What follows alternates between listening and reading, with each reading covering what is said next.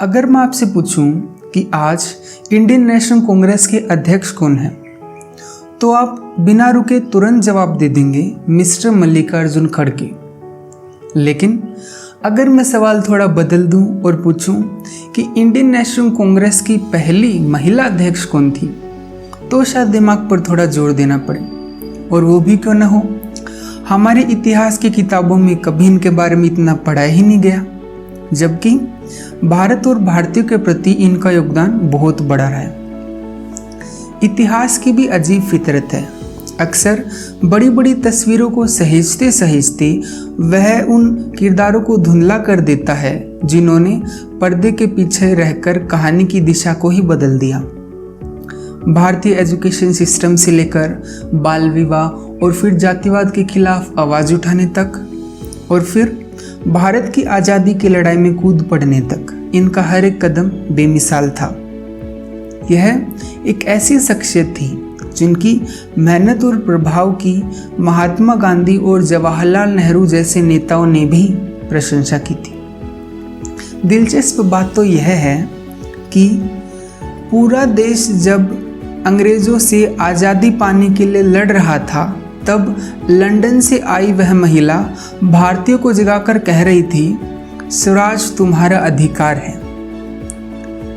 नमस्कार, मैं पंकज और आज हम बात करेंगे उस महिला की जिसने खुद ब्रिटिश होते हुए भी भारत में ब्रिटिश राज के खिलाफ आवाज उठाई और भारतीय स्वतंत्रता आंदोलन को एक नई दिशा दी। आज की कहानी श्रीमती एनी बेसेंट की। 1 अक्टूबर 1847 इस दिन जन्म हुआ एनी वुड का।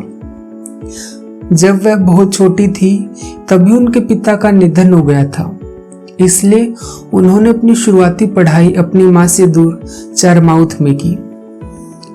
16 साल की होने पर वह अपनी माँ के पास वापस लौटी और इस समय तक वह काफी समझदार हो गई थी। जब एनी 20 साल की हुई तब उनकी शादी फ्रैंक बेसेंट नाम के इंसान से हुई और यहीं से वह कहलाने लग गई एनी बेसेंट। उन्होंने अपनी ऑटोबायोग्राफी में लिखा है, we were an ill matched pair. उनकी यही एक लाइन उनके और फ्रैंक के बीच के रिश्ते को समझा देती है। पैसे कम थे और फ्रैंक कंजूस भी थे, इसलिए एनी छोटी कहानियां, बच्चों के लिए किताबें और कभी कभी आर्टिकल लिखती थी, और इससे जितनी भी कमाई होती थी उस पर भी फ्रैंक का ही कब्जा था। कुछ छोटी मोटी नौकरियों के बाद फ्रैंक को एक चर्च में पादरी की नौकरी मिली। पादरी यानी चर्च में मुख्य आध्यात्मिक गुरु का सहायक। इसी दौरान एक परिचित व्यक्ति की मदद से एनी की मुलाकात स्वतंत्र विचार के व्यक्ति और प्रकाशक थॉमस स्कॉट से हुई। स्कॉट के प्रोत्साहन से ही एनी ने अपनी पहली पुस्तिका प्रकाशित की। एनी ने अपने और फ्रैंक के बीच के रिश्ते को सुधारने की काफी कोशिश की, लेकिन आखिरकार दोनों अलग हो गए। उन्होंने नेशनल सेकुलर सोसाइटी के लिए लेखन का काम शुरू किया। यह एक ब्रिटिश संगठन था जो धर्मनिरपेक्षता को बढ़ावा देता था तथा सरकार और चर्च के अलग अलग काम करने का समर्थन करता था। साथ ही उन्होंने स्कॉट के लिए भी लेखन का काम जारी रखा। 25 अगस्त 1874 को उनका कार्यकाल सार्वजनिक वक्ता के रूप में शुरू हुआ और उन्होंने अपना पहला भाषण महिलाओं की राजनीतिक स्थिति पर दिया। वह एक सशक्त लेखिका व वक्ता थी। वह विचार की स्वतंत्रता, महिलाओं के अधिकार, धर्मनिरपेक्षता, श्रमिकों के अधिकार आदि मुद्दों पर बोलती थी। कुछ ही समय में वह नेशनल सेकुलर सोसाइटी की प्रमुख सदस्य बन गई। एनएसएस धर्मनिरपेक्ष राज्य और ईसाई धर्म की विशेष स्थिति को समाप्त करने पर बहस करता था। साल 1883 में एनी बेसेंट ने अपनी पहली मासिक पुस्तिका जारी की जिसका नाम था आवर कॉर्नर।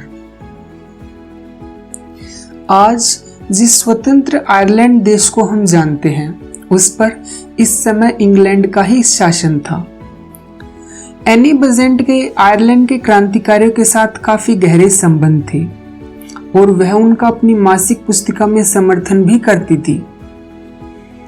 एनी बेसेंट के संबंध आयरलैंड में खासकर होम रूल के समर्थकों के साथ थी। होम रूल का मतलब कोई दूसरे देश का व्यक्ति आपके देश पर राज ना करे, बल्कि अपने देश में अपने ही लोगों का राज हो। इस समय तक एनी एक प्रबल वक्ता व लेखिका का खिताब अपने नाम कर चुकी थी, इसलिए उन्हें उस समय की लंदन की प्रमुख अखबार पाल माल गैजेट का प्रस्ताव आता है कि वह लेखिका HP ब्लवात्स्की द्वारा लिखी गई किताब द सीक्रेट डॉक्ट्रिन पर एक लेख लिखे। यह पढ़ने के बाद एनी ने लेखिका के साथ एक इंटरव्यू करना चाहा और यह इंटरव्यू हुआ पेरिस में। इस इंटरव्यू ने एनी के जीवन की दिशा को ही बदल दिया। उन्हें पहली बार थियोसॉफी के बारे में पता चला। थियोसॉफी एक धार्मिक आंदोलन था जिसकी शुरुआत 19वीं शताब्दी में यूनाइटेड स्टेट्स में हुई। इसकी संस्थापक मुख्य तौर पर हेलेना ब्लवात्स्की ही थी। कुछ ही सालों में यूनाइटेड स्टेट्स में थियोसॉफिकल संगठन के कई सेंटर खुले। थियोसॉफिकल संगठन को की यह धारणा रही है कि थियोसॉफी को किसी धर्म का लेबल नहीं दिया जाना चाहिए, बल्कि वे इसे धर्म और विज्ञान का मूल सत्य मानते हैं। सन 1880 में हेलेना भारत जाती है और वहां थियोसॉफिकल संगठन का अंतर्राष्ट्रीय मुख्यालय खोलती है। एनी के जीवन में जो अध्यात्म की कमी थी वह थियोसॉफी ने पूरी की और वह थियोसॉफिकल संगठन की सदस्य बन गई। कुछ सालों बाद ब्लवात्स्की का निधन हो जाता है और बेसेंट थियोसॉफी की प्रमुख हस्तियों में से एक बचती है। निधन के करीब 2 साल बाद एनी बेसेंट पहली बार भारत जाती हैं। वह थियोसॉफिकल संगठन के अंतर्राष्ट्रीय मुख्यालय चेन्नई में जाती हैं। इसी दौरान एक आपसी असमंजस के चलते अमेरिकी संगठन भारतीय थियोसॉफिकल संगठन से अलग हो जाता है और उसे अपने सारे संबंध तोड़ देता है। इस बंटवारे के बाद भारतीय संगठन की कमान एनी बेसेंट संभालती है। संगठन के कार्यों के साथ साथ वह राजनीतिक कार्यों में भी हिस्सा लेती थी। भारत को अपना आध्यात्मिक घर मानते हुए उन्होंने जातिवाद और बाल विवाह के खिलाफ आवाज उठाई और भारतीय शिक्षा में भी लगातार सुधार किए। ब्रिटिश राज के अंदर भारत की स्थिति को देखकर वह 1914 में इंडियन नेशनल कांग्रेस से जुड़ी। चलिए अब एक नजर इंडियन नेशनल कांग्रेस पर भी डाल लेते हैं। सन 1883 में एलन ऑक्टेवियन ह्यूम, एक सेवानिवृत्त ब्रिटिश सिविल सेवक जो कि अपनी भारतीय समर्थक गतिविधियों के लिए जाने जाते थे, उन्होंने कलकत्ता विश्वविद्यालय के स्नातकों को पत्र के जरिए भारतीय हित में बोलने वाली एक संस्था का प्रस्ताव रखा। इसका उद्देश्य शिक्षित भारतीयों की सरकार में अधिक हिस्सेदारी प्राप्त करना और उनके और ब्रिटिश राज के बीच नागरिक और राजनीतिक संवाद के लिए मंच तैयार करना था। ह्यूम ने भारत के प्रमुख नेताओं से संपर्क शुरू किया और इंडियन नेशनल यूनियन की पहली मीटिंग पुणे में आयोजित करने की सूचना दी। धीरे धीरे कांग्रेस से और अधिक नेता जुड़ते गए और समय के साथ कांग्रेस के सभी सदस्यों का मुख्य उद्देश्य भारत की आजादी बन गया और आगे चलकर इंडियन नेशनल कांग्रेस आजादी की लड़ाई का केंद्र बनी। पुणे में कोलेरा फैलने के कारण मीटिंग को बॉम्बे में आयोजित करने का निर्णय लिया गया। इंडियन नेशनल कांग्रेस की पहली मीटिंग बॉम्बे में 28 से 31 दिसंबर 1885 में हुई। पहले कांग्रेस अधिवेशन में कुल 72 प्रतिनिधियों ने भाग लिया।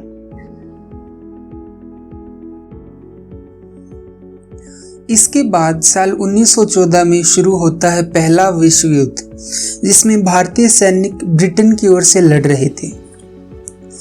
बेसेंट ने इस समय घोषणा की थी कि इंग्लैंड की जरूरत ही भारत का मौका है। न्यू इंडिया अखबार के संपादक के तौर पर उन्होंने ब्रिटिश राज पर कड़े हमले किए और स्वशासन की दिशा में तुरंत कदम उठाने को कहा। सन 1916 में बेसेंट ने बाल गंगाधर तिलक के साथ मिलकर all India home rule league की स्थापना की। इस संगठन का उद्देश्य होम रूल या स्वशासन की मांग करना था। लीग के नेताओं ने उग्र व कड़े भाषण दिए और हजारों भारतीयों के साइन के साथ याचिकाएं ब्रिटिश अधिकारियों को सौंपी गई। नरम दल और गरम दल के एकीकरण के साथ साथ मुस्लिम लीग और इंडियन नेशनल कांग्रेस के बीच एकता एनी बेसेंट की मुख्य उपलब्धियां हैं। बात करें नरम दल और गरम दल की, तो इंडियन नेशनल कांग्रेस उस समय दो भागों में बट गई थी, जिसमें नरम दल में वो नेता शामिल थे जो शांतिपूर्वक आज़ादी के लिए लड़ाई लड़ना चाहते थे, जबकि गरम दल के नेता तुरंत और कठोर कदम उठाकर ब्रिटिश राज को देश से भगाना चाहते थे। वहीं मुस्लिम लीग की स्थापना ब्रिटिश सरकार की मदद से ही हुई थी। हम सभी जानते हैं ब्रिटेन उस समय भारत में फूट डालो और राज करो इस नीति के तहत राज कर रहा था। तो इंडियन नेशनल कांग्रेस का प्रभाव कम करने के लिए उन्होंने ही मुस्लिम लीग को स्थापित किया। बात करें एनी बेसेंट के होम रूल लीग के बारे में, तो इस आंदोलन ने उस समय लोगों में बहुत उत्साह बढ़ाया और बहुत सारे कांग्रेस के और मुस्लिम लीग के नेताओं को अपनी ओर आकर्षित किया। यह आंदोलन करीब 2 साल चला और इस आंदोलन ने भारतीय स्वतंत्रता आंदोलन की नींव रखी। जून 1917 में ब्रिटिश सरकार द्वारा बेसेंट को जेल में डाल दिया जाता है। इस पर कांग्रेस और मुस्लिम लीग ने मिलकर विद्रोह करने की धमकी दी अगर उन्हें नहीं छोड़ा गया तो। आखिरकार सितंबर 1917 में वह जेल से बाहर निकलती हैं और इंडियन नेशनल कांग्रेस की पहली महिला अध्यक्ष के तौर पर अपना कार्यकाल संभालती हैं। वह इस पद को 1 साल तक संभालती हैं। कुछ समय बाद वह बीमार रहने लग जाती हैं और 20 सितंबर 1933 में उनका निधन हो जाता है। उनके शरीर का अंतिम संस्कार मद्रास में ही किया जाता है। एनी बेसेंट ने एक बार कहा था, भारत सिर्फ एक देश नहीं, एक विचार है, एक जीती जागती संस्कृति है। एक विदेशी जमीन पर पैदा होकर भी उन्होंने भारत को जो दिया वह आज भी हमारे लोकतंत्र की बुनियाद में कहीं न कहीं मौजूद है। आपको एनी बेसेंट की इस यात्रा का कौन सा हिस्सा सबसे ज़्यादा छू गया, मुझे कमेंट्स में ज़रूर बताएं। धन्यवाद। आज के एपिसोड में इतना ही। उम्मीद है आज का यह सफ़र आपको पसंद आया होगा। अगर इस कहानी ने आपके दिल को छुआ तो इसे अपने दोस्तों के साथ शेयर करना न भूलें।